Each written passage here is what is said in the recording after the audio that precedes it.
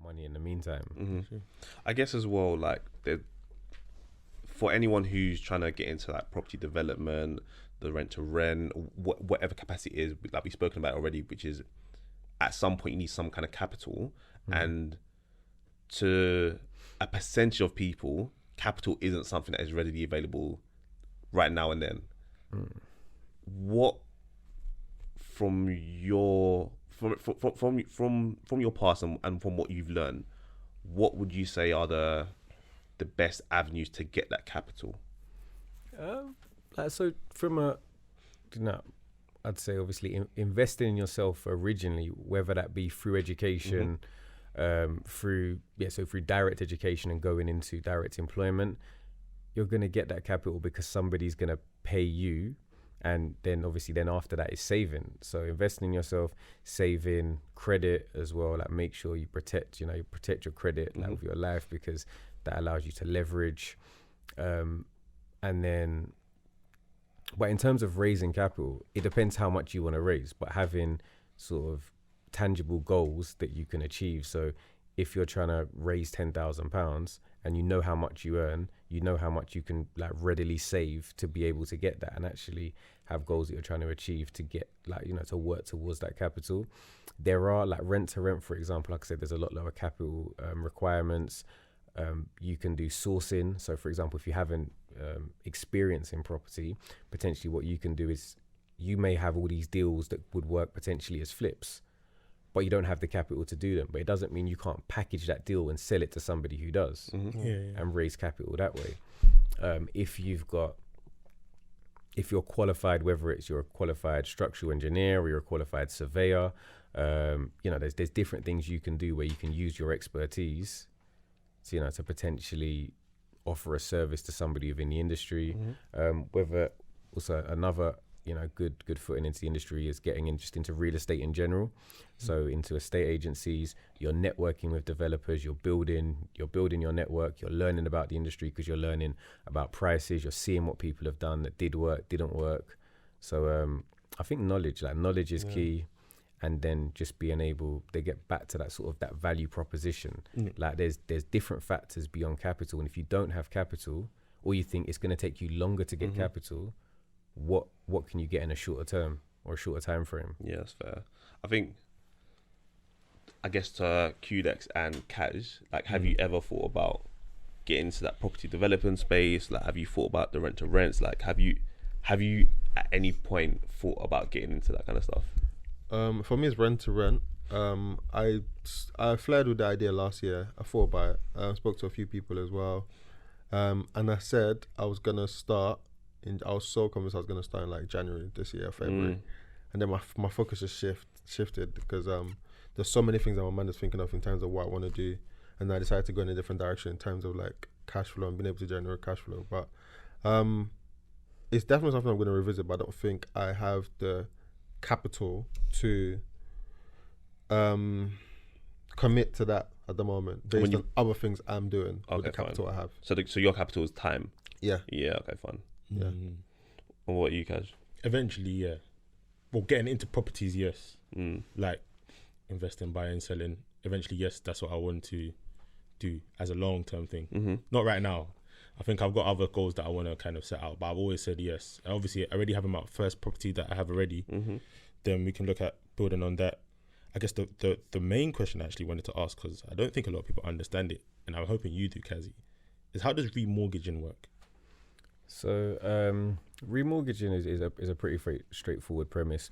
When you go to buy a property, they ask you for your deposit. So your deposit is anything from 5% traditionally, or 5% traditionally, 10% now because of the current market conditions, about 15% for your residential purchase.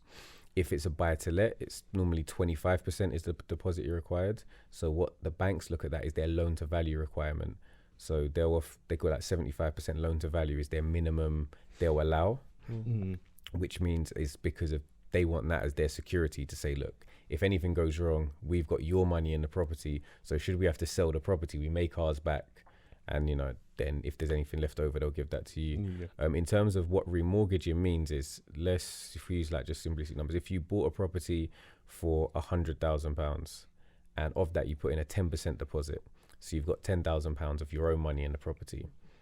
That's what you bought it for. Yeah. If 5 years down the line, that property is worth £150,000, they would still require you to have 10% in the property, but which means you could remortgage and get out the money over the equity they require. Okay. So to use the numbers, if the property is now worth £150,000, that means they require £15,000 in the property of like as their equity or as your deposit. So when you go to remortgage minus fees, the bank will give you 130,000. They would give you 135,000. Of that, 90,000 would go to pay off your existing mortgage. So the difference between that 90,000 and 135 would be your the money that you could pull out of the property on your remortgage. Okay. That would be subject to you meeting the like for a residential property. Yeah. That would be subject to you meeting the earnings requirements. So you have to earn at the moment they would lend you up to 4.5 to 5 times your annual salary minus your expenses. Yeah. So to be able to borrow 135,000, effectively you'd need to be on sort of 30 odd thousand, give or take, depending on your expenses. But yeah. Okay. Because remortgaging is a term I hear all the time. Like, for anyone who's a property owner, they all talk about, I need to remortgage. I need to do something in the house or. Well, so remortgage, in terms of remortgage, may just be a case of a mortgage deal has a term. So a lot of the time you can either have a fixed or variable rate mortgage. So one tracks current interest rates, like tracks a certain level over the current base rate, and one is like just a fixed product that will say this is your mortgage for X amount of time. Now normally once you're out of contract, it's like being out of contract with Sky. You sign up for a deal, when your deal ends, suddenly your price goes from the fixed price you agreed up to their maximum price. So you have to make sure you sort of retie in your product. So I guess there's remortgaging in regards to just sorting out a new mortgage, and then also remortgaging in terms of raising additional capital from the property you own. Because particularly in London, that these deals may be to get a fixed term product, you may have a 5 year tie-in. So at the end of the 5 years, if property prices are going up by 6-7% a year, then you've got a considerable amount of equity within that property that you can release to maybe buy another property or to do some home improvements on your existing property. That's exactly what I want to do. That's my aim anyway. So I wait 5 years and then I'm going to see and then do that process so I can pull out the equity and then put it into another. And I want to keep doing that, but I know that there's probably other ways I can do it, probably a bit more sleek, to be fair. Yeah, so that's obviously, is with what you're talking about, it's almost like the difference between flips are short term, you're adding the value straight away and you're adding value. See, what you're talking about is more long term, so it's kind of like the difference between sort of day trading and long term trading in terms of stocks and shares. So if you have faith in like the London or wherever you invest in property market, that you can make some amazing returns just from buying at the right price, buying in the right area, buying in a growth area, and that property just appreciating in value. But with what property developers do is we don't just rely on the market forces, we actually want to create the value ourselves. So with that creating the value, I guess the panoramic pandemic, however you want to coin it, that maybe hasn't really affected the property development space, or has it? I guess the question is specific to you.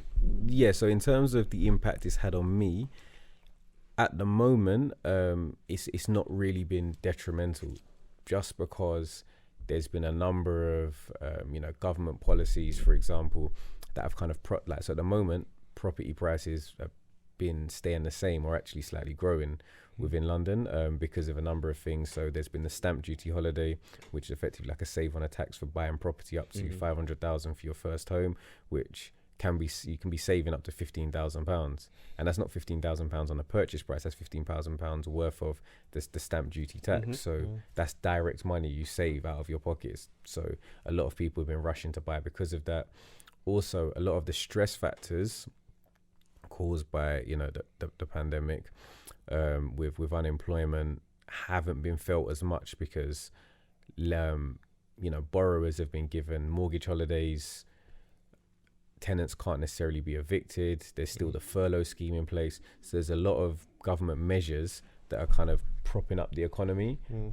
So for me, that's been buying and selling. I've still been achieving good sell prices, but down the line we have to look at how long term are those, how long term can those measures stay in place, and when they're taken away, coupled with the impact of Brexit, where is the property market going to be then? Because when you're buying on the basis that I can sell for a certain price in the future.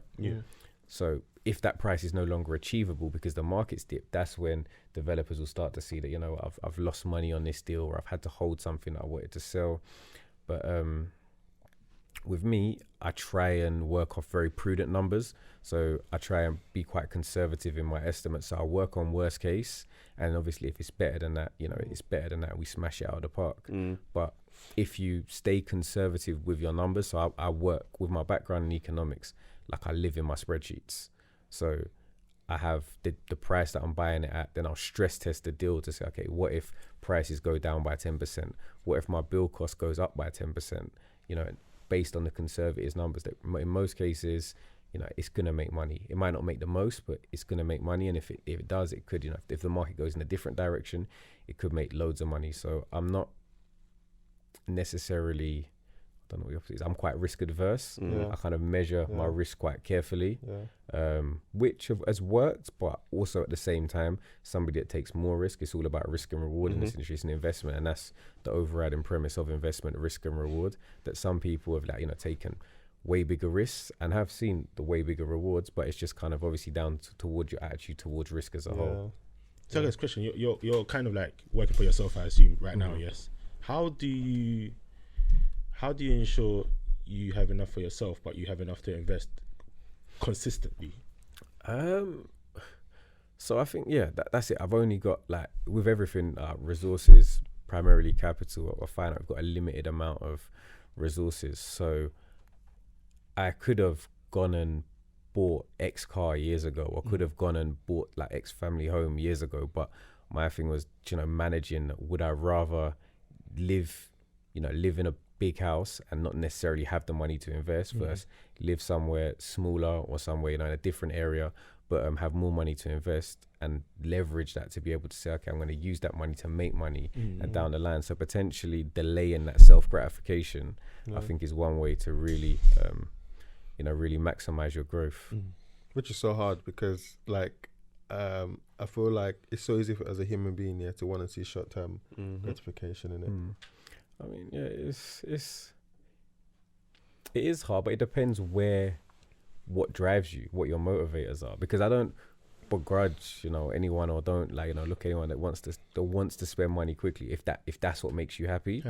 So for example, if their thing is model trains and they spend hundreds and thousands of pounds on these trains, but that genuinely makes them happy, then go and do it. But for me, what I wanted to achieve within property was what was going to make me happy. And that's why it was easier for me to delay certain purchases or not do certain things, because I knew my happiness would come out of being able to meet these milestones that I've set myself. So being able to do, go from doing the smaller flips to my first bigger flips, to go from doing the conversions to a new build, to, that those milestones were actually where my happiness came from.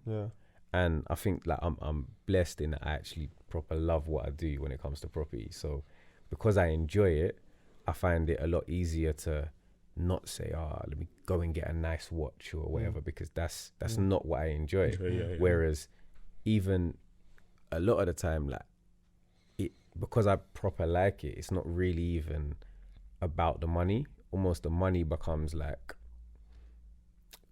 becomes a way of just sort of notarizing to say, okay, that one went well. But a lot of the time I like the finished product. I do all of my own interior design and I do all of my own designs, and I go back and forth and I work closely with my architects, and I get my builders to change stuff that I'm not happy with, even if it's going to cost money, because it's like a passion as well.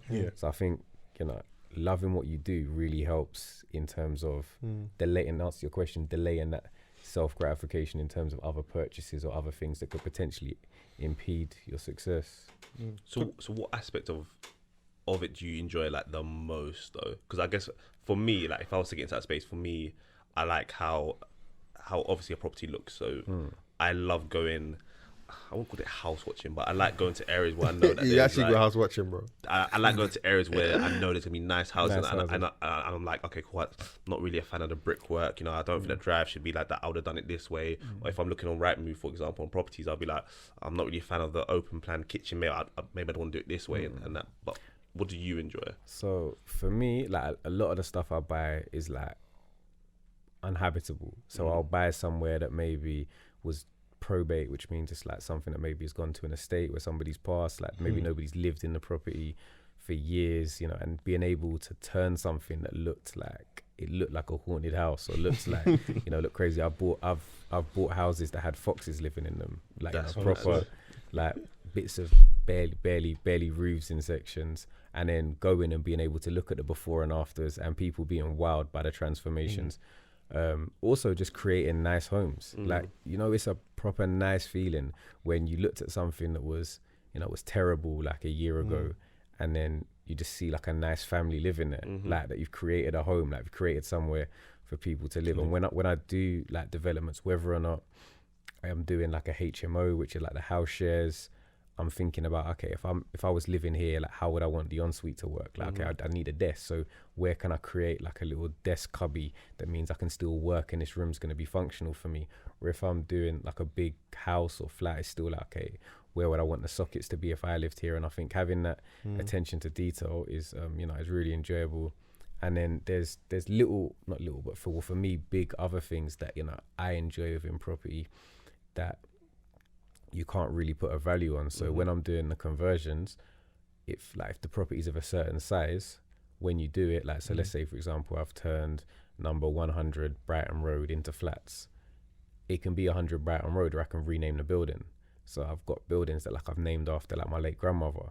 So I've got like in Croydon, I've got Khadija House, Khadija Walk in Forest Hill. So it's like being able to do, being able to do stuff like that as well, where you can really leave, like you feel like you leave your mark in an area, you know what I mean? You pay homage to people that have come before you. They're amazing things as well.